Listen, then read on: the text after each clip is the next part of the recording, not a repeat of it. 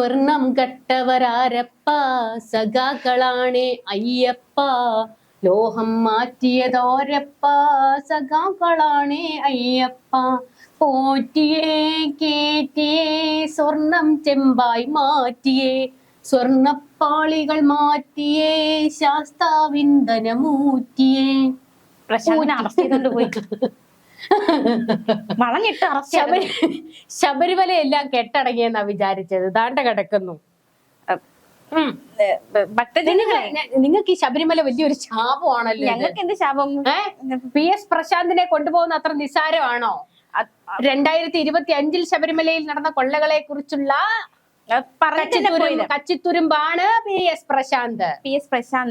എല്ലാ കാര്യങ്ങളും വ്യക്തമായിട്ട് പറഞ്ഞിട്ടുണ്ട്. ദ്വാരപാലക ശില്പങ്ങളിൽ രക്തം വീണ് അശുദ്ധിയാകുന്നത് തടയാൻ വേണ്ടിയിട്ടാണ് ഇത്രയും കാര്യങ്ങൾ ചെയ്തു വെച്ചതെന്നാണ് അദ്ദേഹം പറയുന്നത്. മനസ്സിലായില്ലോ?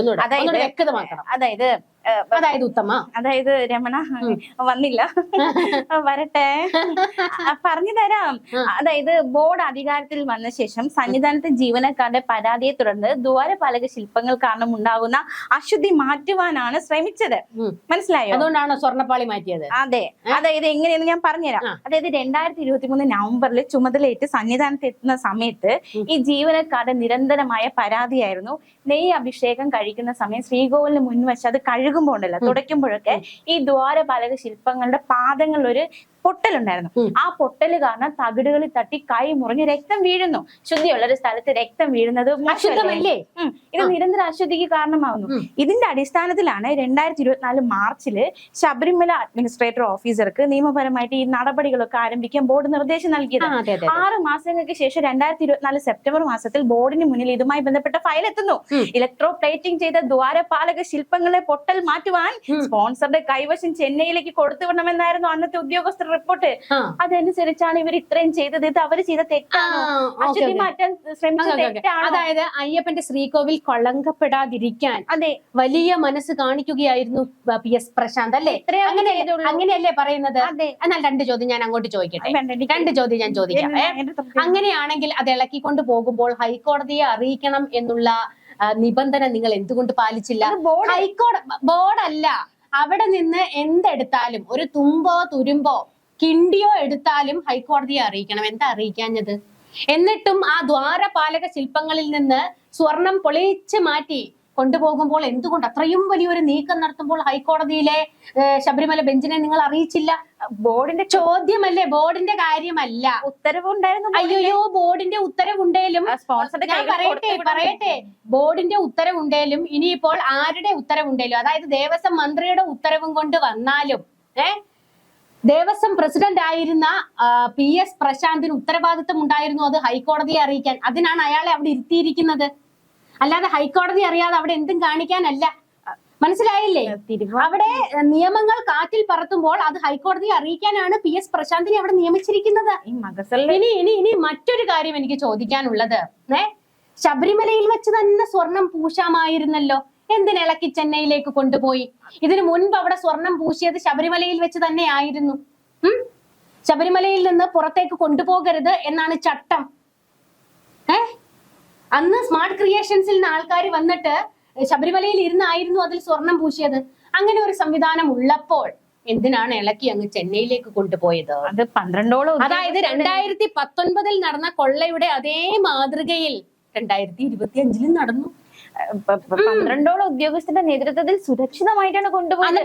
ഉണ്ണികൃഷ്ണൻ പോറ്റിനെ ഒന്ന് കാണാൻ പോലും ഞങ്ങൾ അനുവദിച്ചിട്ടില്ല. അതെ. എന്നിട്ട് ഉണ്ണികൃഷ്ണൻ പോറ്റിയുടെ ശിങ്കിടികളുടെ കൈകളിലേക്ക് അത് എത്തുകയും ചെയ്തു. എന്നിട്ട് കൊണ്ടുവന്നപ്പോൾ അതിൽ പകുതിയില്ല, ചൊരണ്ടി എടുത്തിരിക്കുന്നു. അത് ഞങ്ങളല്ല. ആ ചൊരണ്ടിയതിൽ പകുതിയാണ് അങ്ങ് ബംഗളൂരുവിലെ സ്വർണ്ണ വ്യാപാരിയുടെ കടയിൽ നിന്ന് തൂക്കിയത്. മൊത്തത്തിൽ നിങ്ങൾ മുക്കിയതൊക്കെ തൂക്കിയിട്ടുണ്ട്, മൊത്തം തൂക്കിയിട്ടില്ല, ബാക്കിയും കൂടെ തൂക്കാനുണ്ട്. പ്രിയപ്പെട്ട പ്രേക്ഷകരെ, എന്റെ അണ്ണാക്കിലെ പിരിവെട്ടിയിരിക്കുന്നു. എല്ലാം സമർപ്പിച്ചിട്ടില്ല, ഒന്നും സമർപ്പിച്ചിട്ടില്ല. അവിടെ നിന്ന് നിങ്ങൾ സ്വർണ്ണപ്പാളി എടുത്തുകൊണ്ട് പോകുന്നത് ഹൈക്കോടതി അറിഞ്ഞിട്ടില്ല. ഹൈക്കോടതി തന്നെ വ്യക്തമാക്കിയ കാര്യമാണിത്. അതിനെതിരെ പറഞ്ഞാൽ കോടതി അലക്ഷ്യമാകും. അയ്യോ ഇല്ല, ഞാൻ ഉദ്ദേശിച്ചത് മറ്റേ റിപ്പോർട്ട് കൊടുത്തിട്ടുണ്ട്. ആരുടെ മറ്റേത്? ആ മറ്റേത് തന്നെ എന്റെ ആരുടെ മറ്റേതാ നിങ്ങൾ കൊടുത്തത്? കൈ നിൽക്കുന്നില്ല. ഞങ്ങളെ സംബന്ധിച്ച് ഞങ്ങളുടെ ഭരണം പോയി, ഞങ്ങൾക്ക് ബാധകമല്ല. എല്ലാരും കൂടി ഇത് വെച്ച് ഞങ്ങളെ താഴെ ഇറക്കിയല്ലോ. പക്ഷെ നിങ്ങൾക്ക് ബാധകമാണ്. കേസ് നടക്കും. ഹൈക്കോടതിയാണ് അന്വേഷണം നടത്തിക്കൊണ്ടിരിക്കുന്നത്. ഹൈക്കോടതിയുടെ നേതൃത്വത്തിലാണ്. ഞങ്ങൾക്ക് ഭരണം പോകാനില്ലല്ലോ, വെള്ളം ചേർക്കാൻ കഴിയില്ല. ഭരണം പോകാനില്ലല്ലോ. അതുകൊണ്ട് ഞങ്ങൾക്ക് പക്ഷെ ഒരു കുഴപ്പമുണ്ട്. PS പ്രശാന്തിലേക്ക് ഇപ്പോൾ അന്വേഷണം എത്തി. PS പ്രശാന്തിനെ SIT തൂക്കിയെടുക്കുമ്പോൾ മറ്റൊരു കാര്യമുണ്ട്.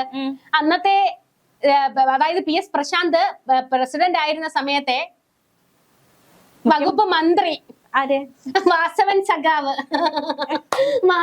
സഖാവിലേക്കും എത്തും. പുള്ളി അയ്യോ എന്തായാലും എത്തുവോ ഇല്ലേ? വാസവൻ നിങ്ങളുടെ ചെറിയ നേതാവാണോ? നിങ്ങളുടെ കോട്ടയത്തെ പ്രഗത്ഭനായ, കോട്ടയം ഉള്ളം കയ്യിൽ വെച്ചിരിക്കുന്ന നേതാവല്ലേ? ഉദ്യോഗസ്ഥ വീഴ്ച സംഭവിച്ചിട്ടുണ്ടെങ്കിൽ ഉദ്യോഗസ്ഥര് വെള്ളം കുടിക്കും. ഞങ്ങൾ ഉദ്യോഗസ്ഥരല്ല, അകത്തായത് മുഴുവൻ നിങ്ങളുടെ നേതൃത്വത്തിലുള്ള ഒരു കൂട്ടം ആൾക്കാരാണ്. അതിൽ മുരാരി ബാബു അല്ലേ തട്ടിപ്പോയത്? എന്റെ പ്രിയപ്പെട്ട മുരാരി ബാബു തട്ടിപ്പോയി, രക്ഷപ്പെട്ടിട്ടുണ്ട്. അയ്യപ്പ ഭഗവാന്റെ ശ്രീകോവിലിന് മുന്നിൽ അശുദ്ധി മാറ്റാൻ ശ്രമിച്ചതാണോ ഇവർ ചെയ്ത തെറ്റ്? അതെ, നാട്ടുകാരറിയാതെ, ഹൈക്കോടതി അറിയാതെ അത് അടിച്ചു മാറ്റി പുറത്തു കൊണ്ടുപോയി ചുരണ്ടി എടുത്തിട്ട് അതിനിടയ്ക്ക് എനിക്കൊരു കാര്യം പറയാനുണ്ട്. അതിനിടയ്ക്ക് എനിക്ക് 10 വർത്താനം പറയാനുണ്ട്.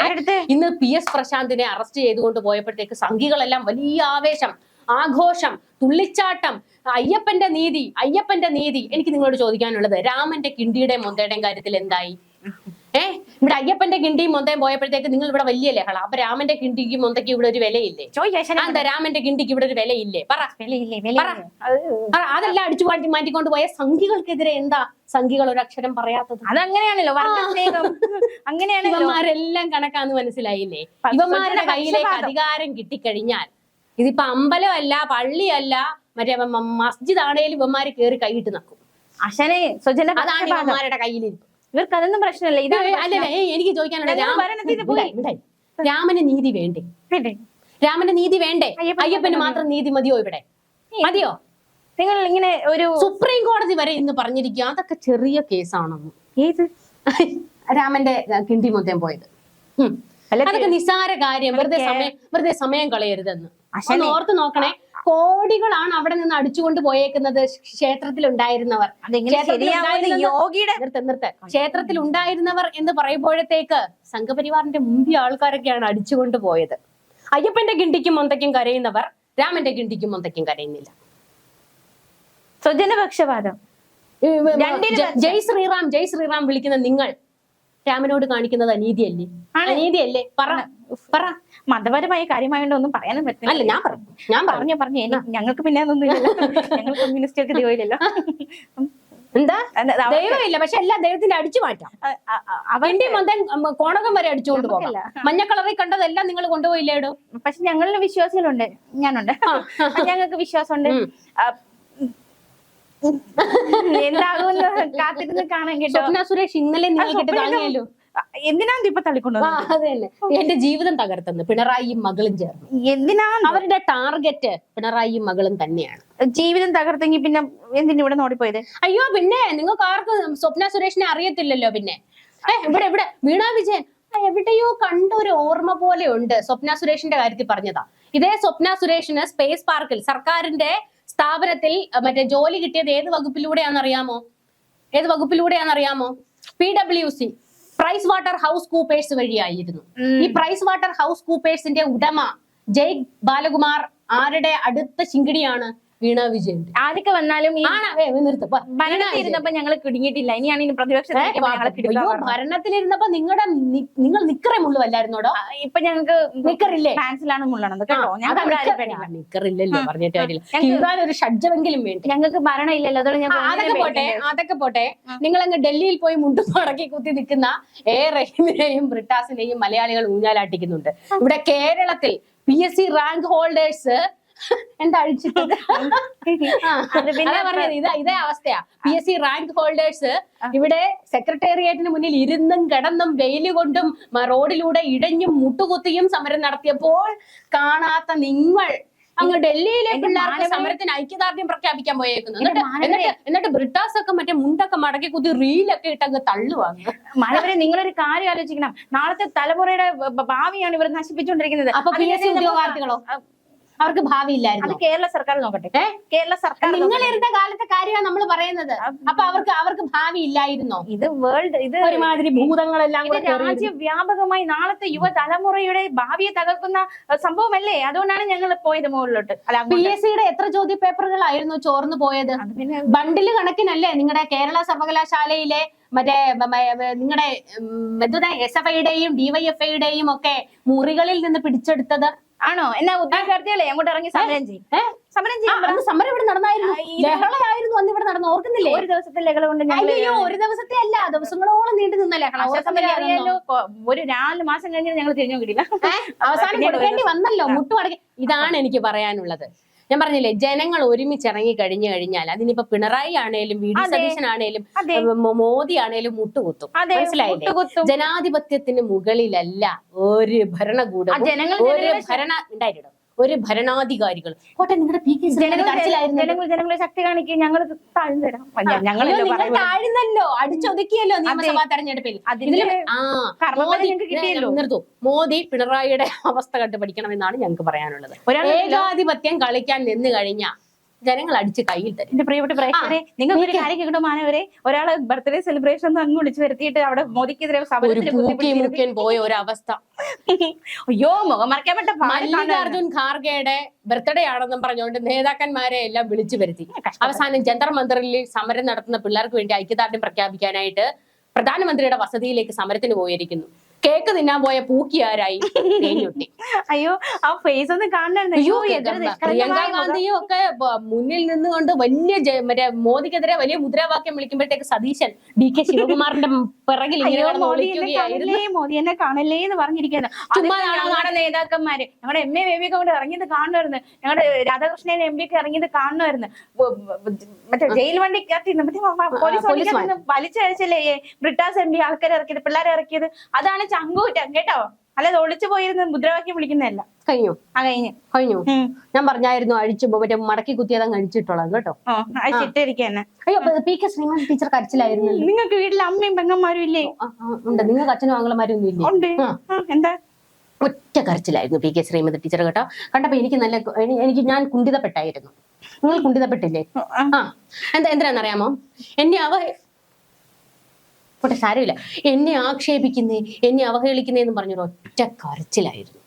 അതായത് ചില ഓൺലൈൻ മാധ്യമങ്ങളും സാറ്റലൈറ്റ് മീഡിയകളും എന്നെ ആക്ഷേപിക്കുന്നു, ആക്ഷേപത്തിന് ഇരയാക്കുന്നു എന്ന് പറഞ്ഞുകൊണ്ടൊരു ഒറ്റ കരച്ചിലായിരുന്നു. അവർക്കെതിരെ ഞങ്ങൾ കേസ് എടുക്കുമെന്നും ശ്രീമതി ടീച്ചർ പറഞ്ഞിട്ടുണ്ട്. പക്ഷെ എന്താണെന്നറിയാമോ, ശ്രീമതി ടീച്ചർ ഇത് അങ്ങോട്ട് പറഞ്ഞിട്ട് തിരിഞ്ഞതും വീണ്ടും ട്രോള്. ഈ ട്രോളിന് കാരണം എന്താണെന്ന് നിങ്ങൾക്ക് മനസ്സിലാവുന്നുണ്ടോ? നിങ്ങളെ ജനങ്ങൾക്ക് കണ്ടുകൂടാ. പ്രത്യേകിച്ച് ഈ CPMന്റെ വനിതാ നേതാക്കളെ ഒരെണ്ണത്തിനെ നാട്ടുകാർക്ക് കണ്ടുകൂടാ. ആകെ ഉള്ളത് ശൈലജ ടീച്ചർ മാത്രം. അതല്ലേ പറയാൻ വന്നത്. ബാക്കി എല്ലാം കണക്കാ. അതുകൊണ്ടാണ് നിങ്ങൾ കരഞ്ഞാലും ആൾക്കാർ ട്രോളുന്നത്. അതുകൊണ്ട് ഇങ്ങ് കൊമ്പത്തൂന്ന് താഴെ ഇറങ്ങുക. മനസ്സിലായോ? അവരൊരു വീട്ടിൽ വരുമ്പോ പഠിച്ചോളും കേട്ടോ. ഈ ഇന്ന് കരഞ്ഞില്ലേ, നിർത്ത്. നിങ്ങൾ കാരണം എത്ര പെണ്ണുങ്ങളാ കരഞ്ഞിട്ടുള്ളത്? KK രമയുടെ ഒക്കെ കരച്ചില് നിങ്ങൾ കേട്ടായിരുന്നോ എപ്പോഴേലും? അണ്ണാക്കില് പിരി വെട്ടിയില്ലേ? ജന്തർ മന്ദറിൽ പോയി ജെട്ടി ഇട്ടിട്ട് പോണം കേട്ടോ. ഒലക്കേടെ മൂട്.